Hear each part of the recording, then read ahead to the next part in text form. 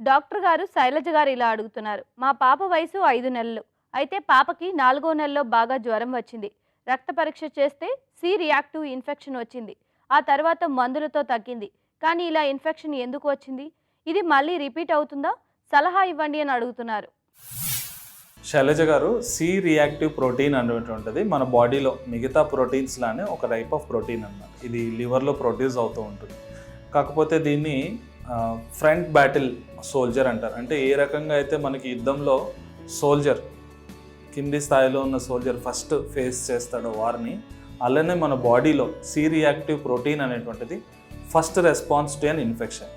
ఏదైనా మన బాడీలో ఇన్ఫ్లమేషన్ కానీ ఇన్ఫెక్షన్ కానీ stress in the form of infection or inflammation ఉంటే కనుక బాడీలో ఈ సి రియాక్టివ్ ప్రోటీన్ అనేది ఇమీడియట్గా రైజ్ అయిపోతుంది అనమాట బ్లడ్ లెవెల్స్లో. అంటే ఇన్ఫెక్షన్ స్టార్ట్ అయిన లెస్ దాన్ 6 అవర్స్లో ఫస్ట్ రెస్పాన్స్ వస్తుంది మనకి.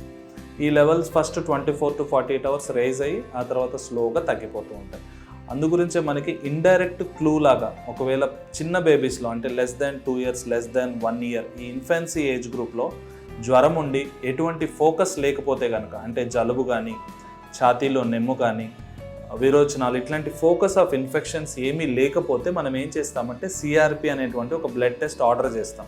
ఎందు గురించి అనంటే బాడీలో బ్లడ్ లోపల ఏమన్నా ఇన్ఫెక్షన్ ఉందా అనేటువంటిది క్లారిటీ మనకు వచ్చేస్తుంది అన్నమాట. సిఆర్పి లెవెల్స్ నార్మల్గా ఉంటే కనుక చాలా మనకు బ్యాక్టీరియల్ ఇన్ఫెక్షన్ రూల్ అవుట్ చేసుకోవచ్చు. సాధారణ వైరల్ ఫీవర్ అనేటువంటి ఒక అంచనాకు రావచ్చు. అలా కాకుండా సిఆర్పి ఎక్కువగా ఉందనంటే కనుక దాన్ని బ్లడ్ స్ట్రీమ్ ఇన్ఫెక్షన్ అంటారు. బ్యాక్టీరియల్ ఇన్ఫెక్షన్గా మనం తీసుకోవాల్సి ఉంటుంది. యాంటీబయాటిక్స్తో ట్రీట్ చేయాల్సి ఉంటుంది.